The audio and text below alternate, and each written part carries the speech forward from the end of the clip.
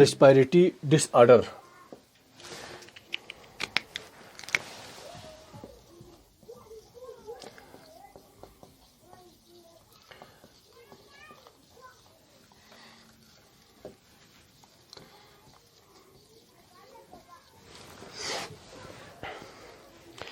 Respiratory system में क्या क्या ख़राबी या बीमारी पैदा हो सकते हैं, ठीक है, इसके बारे में हम पढ़ेंगे। इसमें सबसे पहला है ब्रोंकाइटिस।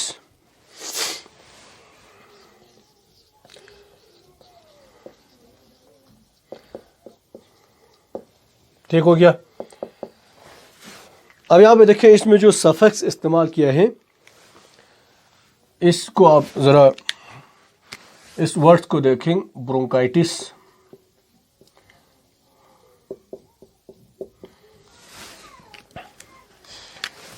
इसमें एक मेडिकल टर्म है, ये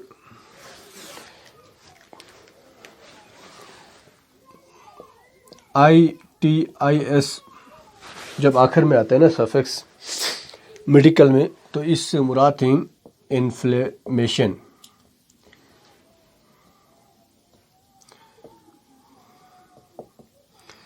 इन्फ्लेमेशन किसे कहते हैं?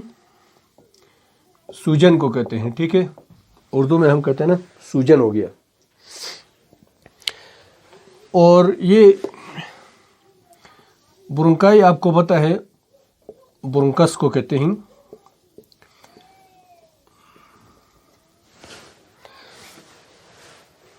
तो ब्रोंकाइटिस का मतलब क्या हो गया? इन्फ्लेमेशन ऑफ ब्रोंकस और ब्रोंक्यूल, ठीक है। इसको क्या कहते हैं? ब्रोंकाइटिस कहते हैं, ठीक। ये आखिर में जो ITIS आता है ना, जैसे कि हेपेटाइटिस है, जब लिवर का होता है इन्फ्लेमेशन, तो इसको हम हेपेटाइटिस कहते हैं। अपेंडाइटिस, जब अपेंडिक्स जो है उसको इन्फेक्शन होता है, तो इसको हम अपेंडाइटिस कहते हैं, ठीक है। तो इसी तरह ब्रोंकाइटिस का मतलब क्या है, इसकी डेफिनेशन हम ये लिखेंगे, इन्फ्लेमेशन ऑफ ब्रोंकस और ब्रोंक्यूल। अब ये ज़रूरी नहीं है सिर्फ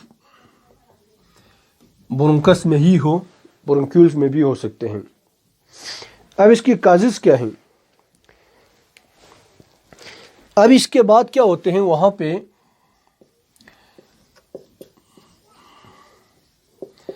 एक्सेसिव म्यूकस जो है सिक्रीट होता है, जिस जगह पे इन्फ्लेमेशन हो गया ना ब्रोंकस में। अब ये क्या करता है, फिर म्यूकस सिक्रीट होने के बाद वहाँ पे स्वेलिंग होते हैं। स्वेलिंग का मतलब क्या है? फिर अल्टीमेटली जो ट्यूब है वो ब्लॉक हो जाता है, नैरो हो जाते हैं, ठीक है।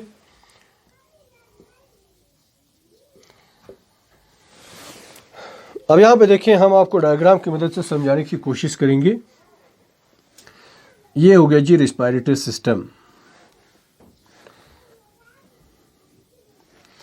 अब इसमें दो ब्रोंकाई होते हैं, लेफ्ट एंड राइट ब्रोंकाई, ठीक है। जब ये ब्रोंकस फर्दर डिवाइड होते हैं, तब इसको हम कहते हैं ब्रोंक्यूल। अब इसकी काजेस क्या हैं, किस वजह से होते हैं ये? It may be bacteria,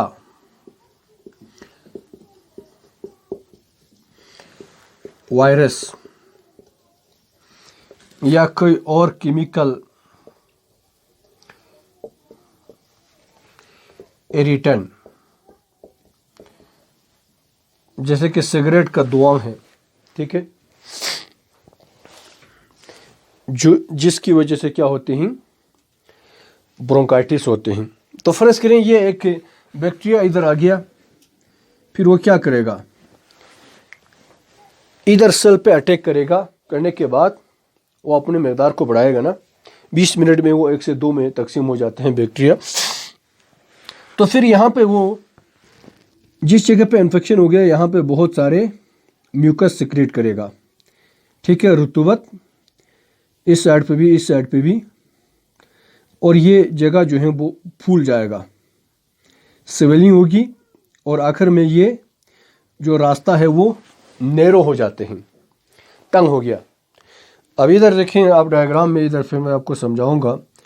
normal अगर इस तरह है, ठीक है, तो ब्रोंकाइटिस होने के बाद ये हर तरफ से इस तरह स्वेलिंग होगी, फिर ये इसका जो रास्ता है वो नैरो हो गया, इसको कहते हैं ब्रोंकाइटिस। अब बेसिकली ये दो तरह के होते हैं, दो टाइप्स होते हैं। एक को हम कहते हैं एक्यूट ब्रोंकाइटिस। अब ये भी एक मेडिकल टर्म है, एक्यूट। इस कोई भी बीमारी एक्यूट भी हो सकते हैं और क्रोनिक भी हो सकता है, ठीक है। एक्यूट का मतलब इसके ड्यूरेशन जो है वो कम होता है, कुछ दिन या हफ्तों के लिए होते हैं, लेकिन सिम्टम्स जो हैं उसका शदीद होता है, अलामत जो हैं उसका ज़्यादा सीवियर होते हैं। जबकि क्रोनिक में क्या है, ड्यूरेशन बहुत लंबा होता है, लॉन्ग ड्यूरेशन होते हैं, महीनों इवन साल तक के लिए होते हैं, लेकिन इसकी जो सिम्टम्स हैं वो कम होगा, सीवियर नहीं होगा। तो इसी तरह ब्रोंकाइटिस में भी दो टाइप्स हैं, एक्यूट एंड क्रोनिक। एक्यूट में क्या है, शॉर्ट ड्यूरेशन है इसका,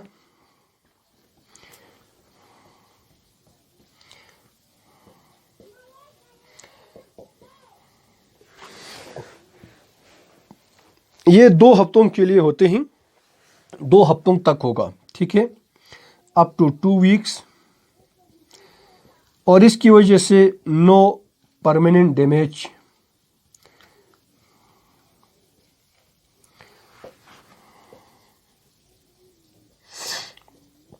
कोई मुस्तकिल जो है वो इन ब्रोंकस या ब्रोंक्यूल को ख़राब नहीं करेगा, डैमेज नहीं करेगा, ठीक है। 2 हफ्तों के लिए मैक्सिमम हो सकते हैं, फिर वो खुद ब खुद ठीक हो जाएगा। जबकि क्रोनिक में क्या है, जैसे कि आपको पहले बताया था, क्रोनिक ब्रोंकाइटिस में इसका ड्यूरेशन लॉन्ग होते हैं, ठीक है।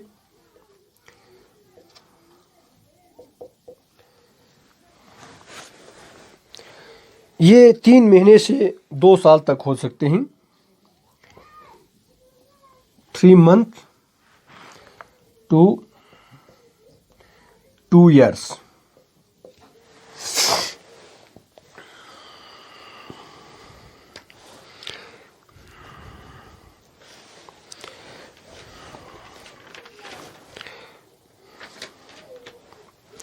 तो ये हो गया जी ब्रोंकाइटिस के बारे में। 2 टाइप्स हैं, एक्यूट एंड क्रोनिक, और इसका रीज़न क्या हो सकते हैं, बैक्टीरिया, वायरस या केमिकल इरिटेंट, ठीक। अब इसके बाद इसकी क्या है, सिम्टम्स कहते हैं अलामात को, ठीक है।